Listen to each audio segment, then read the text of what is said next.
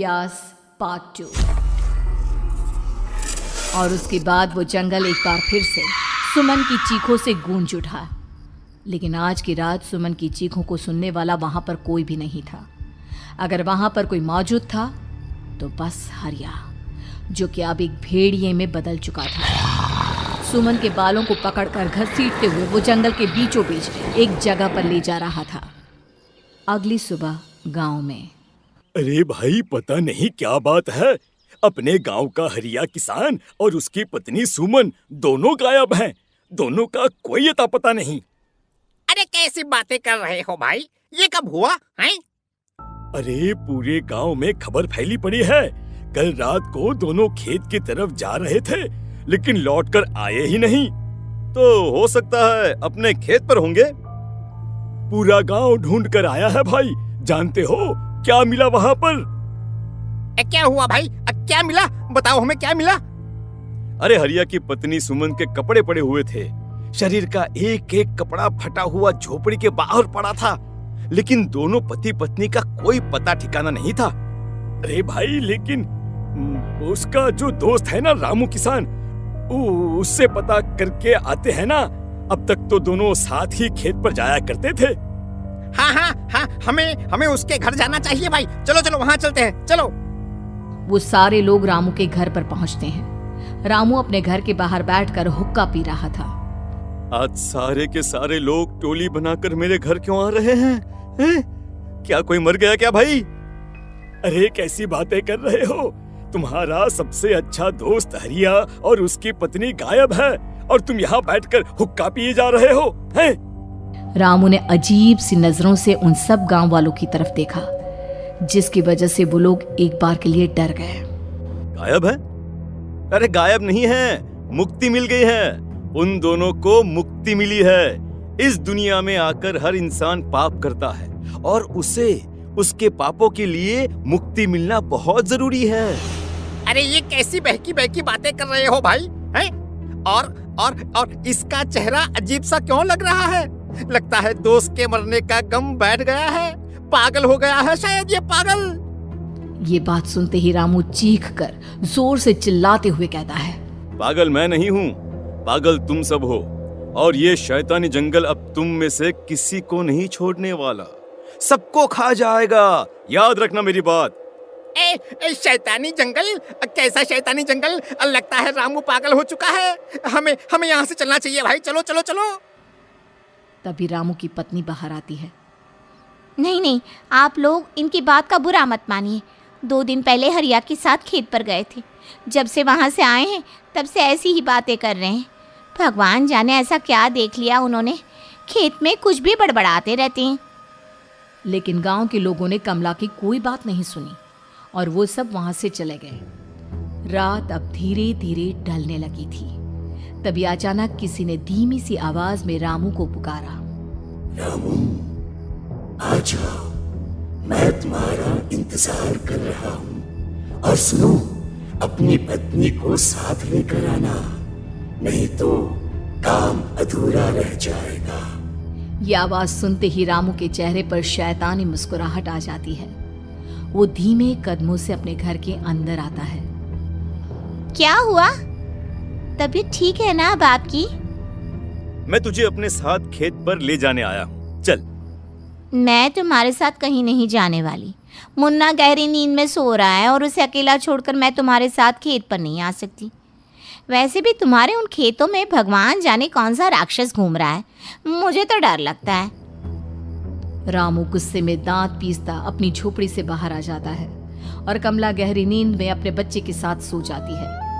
तभी अचानक रात को रामू की झोपड़ी के ऊपर एक साया वही गाना गुनगुनाते हुए घूमने लगता है जो हरिया के मोबाइल में बजा करता था।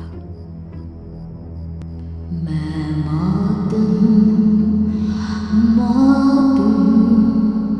मौत जो पसरी है चारों ओर, जो आएगी कहीं से भी निगल जाएगी सबको। मैं मौत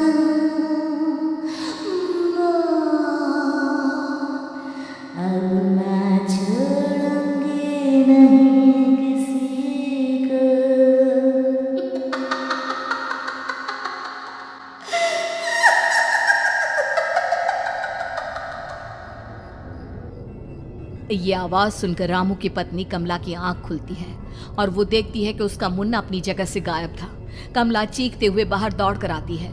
वहां पर उसने देखा कि रामू ने अपने बच्चे को झोपड़ी के बाहर एक पेड़ से उल्टा लटकाया हुआ था और उसका बच्चा चीख चीख कर रो रहा था। वहीं दूसरी तरफ एक साया बच्चे के ठीक नीचे आग जलाकर उसके चारों तरफ हैवानों की तरफ नाच रहा था। छोड़ दो मेरे बच्चे को। अरे क्या कर रहे हो तुम? शर्म नहीं आती तुम्हें अपने ही बच्चे को इस तरह मौत के हवाले करते हुए? अपना बच्चा? किसने कहा ये मेरा बच्चा है? अरे ये तो उस रामू की औलाद है, इस गांव के किसान रामू की, और मेरी दुश्मनी इस गांव के हर इंसान के साथ है। क्या कैसी बात कर रहे हो तुम? और ये औरत कौन है? ये मेरे बच्चे को खा जाएगी। तभी अचानक से उस साया ने एक बेहद खतरनाक दिखने वाली औरत का रूप ले लिया और उसकी आंखों से आग निकल रही थी। सही पहचाना तूने, मैं तेरे बच्चे को खा जाऊंगी। अगर तू अपनी इस हैवान पति रामू के साथ जंगल नहीं आई तो मैं तेरे बच्चे को खा जाऊंगी। लेकिन क्यों? आखिर क्या चाहते हो तुम मुझसे? मुझे जंगल क्यों ले जाना चाहती हो? औरत बुरी तरह से ठहाके मार मार कर जोर जोर से हंसने लगी और साथ में रामू भी। ये तो तुझे वहाँ चलने के बाद ही पता चलेगा ना। अगर तू नहीं आई तो थोड़ी देर में तेरा ये बच्चा आग में जलकर मर जाएगा। चल जल्दी। नहीं नहीं, मेरे बच्चे को छोड़ दो। तुम जहाँ कहोगे मैं तुम्हारे साथ चलने के लिए तैयार हूँ। और उसके बाद उस बच्चे को झोपड़ी में लिटाकर आगे आगे वो साया चल रहा था और उसके पीछे पीछे रामू अपनी पत्नी के बाल पकड़कर उसे घसीटते हुए जंगल की तरफ ले गया। जंगल में जाने के बाद, कितनी खूबसूरत हो तुम। आज की रात बस तुम और मैं एक दूसरे के साथ रहेंगे। मुझे तुमसे बहुत डर लग रहा है। तुम्हें क्या हो गया है? तुम तो बिल्कुल ठीक थे। वो होगा जो हमारे बीच होना चाहिए। तो आओ आओ, अपने आप को मेरे हवाले कर दो। कमला ने डर की वजह से अपनी दोनों आंखें कसकर बंद कर ली थी। रामू ने बुरी तरह से चीख कर कमला से कहा, आंखें खोलो अपनी और मेरी तरफ देखो। कमला ने जैसे ही अपनी आंखें खोली उसने देखा कि रामू एक खतरनाक खूनी हैवान में बदल चुका था। कौन हो तुम? जाने दो मुझे। क्या चाहते हो मुझसे? वही जो एक आदमी एक औरत से चाहता है। मैं तुम्हारा पति रामू नहीं, बल्कि इस जंगल का एक भेड़िया हूँ, और आज की रात तुम्हारे खून से अपनी प्यास बुझा जाऊं। और उसके बाद वो जंगल कमला की दर्दनाक चीखों से गूंज उठा। अगली सुबह कमला के कपड़े भी जंगल में उसी तरह पाए गए जैसे कि सुमन के पाए गए थे। इस घटना के बाद पूरे गांव में दहशत का माहौल था। अपने माँ बाप की मौत और गांव में हो रहे इस तरह की घटनाओं की खबर सुनकर किशन शहर से गांव लौट आया था। अपने माँ बाप की बेदर्द मौत की वजह से वो बहुत परेशान था। तभी अचानक उसे अपने घर में खाट के नीचे पड़ा हुआ वो मोबाइल फोन मिला जो उसने अपने पापा हरिया को गिफ्ट किया था। अरे कितने प्यार से पापा के लिए मोबाइल फोन लेकर आया था। इसे एक दिन भी काम में नहीं ले पाए। और आखिर कौन है जो गांव में इस तरह की हत्याएं कर रहा है? क्या है इन सब के पीछे? क्या है? मुझे पता करना ही होगा, वरना एक दिन पूरा का पूरा गांव खाली हो जाएगा। इस गांव में एक भी जिंदा इंसान नहीं बचेगा। गांव के लोगों की मदद करने के इरादे से किशन अपने गांव से दूर एक दूसरे गांव में बहुत बड़े तांत्रिक के पास मिलने के लिए गया। तांत्रिक बाबा, अब आप ही कुछ उपाय बता सकते हैं। भगवान जाने हमारे गांव को किसकी नजर लग गई है। नजर नहीं लगी है, किसी ने तुम्हारे गांव को बद्दुआ दी है। किसी सताई हुई आत्मा का प्रकोप है और अब वो पूरे गांव में किसी को नहीं छोड़ेगी जब तक उसकी आत्मा को शांति नहीं मिल जाती। अरे लेकिन ऐसा कौन है बाबा? किसकी आत्मा है और कैसे मिलेगी उसे शांति? मौत है, मौत कहीं से भी आएगी और सबको निगल जाएगी। इससे बचने का सिर्फ एक ही उपाय है, लेकिन उस उपाय को करना आसान नहीं होगा। जो भी उस उपाय को करने की कोशिश करेगा उसकी जान जा सकती है। भले ही मेरी जान चली जाए, लेकिन मैं अपने गांव के लोगों की जान बचाने की पूरी कोशिश करूंगा बाबा। तो ठीक है फिर, अगली अमावस की रात जैसा मैं कहता हूँ वैसा ही करना। अमावस की रात तांत्रिक के बताए अनुसार किशन अपने साथ केरोसिन लेकर जंगल की तरफ चल पड़ा। उसके हाथ में देवी के मंदिर का सिंदूर भी था। किशन जंगल के बीचों बीच पहुंचा। ये देखकर उसकी आंखें फटी की फटी रह गई।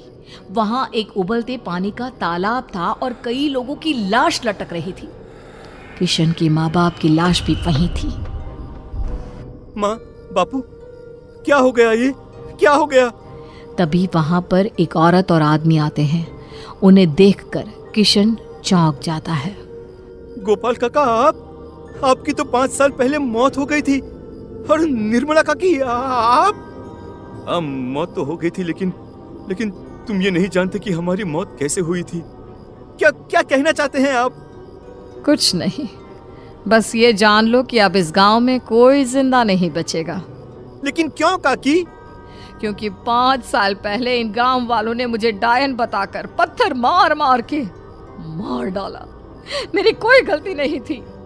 गांव का एक बच्चा क्या लापता हुआ, सारा इल्जाम मेरी पत्नी पे डाल दिया। और जब मैंने निर्मला की जान बचाने की कोशिश की तो मुझे भी मार डाला। आपके साथ ये बहुत गलत हुआ काकी, लेकिन आप जो कर रहे हैं वो भी सही नहीं है ना? तुम यहाँ से चले जाओ वरना तुम भी नहीं बचोगे। हमारी आत्मा पिछले 5 साल से मुक्ति के लिए भटक रही है। चले जाओ यहाँ से। मौका देखकर किशन सिंदूर उन दोनों के ऊपर डाल देता है। उनका शरीर जलने लगता है और वो भयानक तरीके से चिल्लाने लगते हैं। अगले ही पल किशन उनके ऊपर केरोसिन डाल देता है और वो दोनों जल जाते हैं। किशन अपने माँ बाप और दूसरी लाशों का अंतिम संस्कार करवाता है और अपने घर लौट आता है, लेकिन वो अभी भी इस बात से अनजान है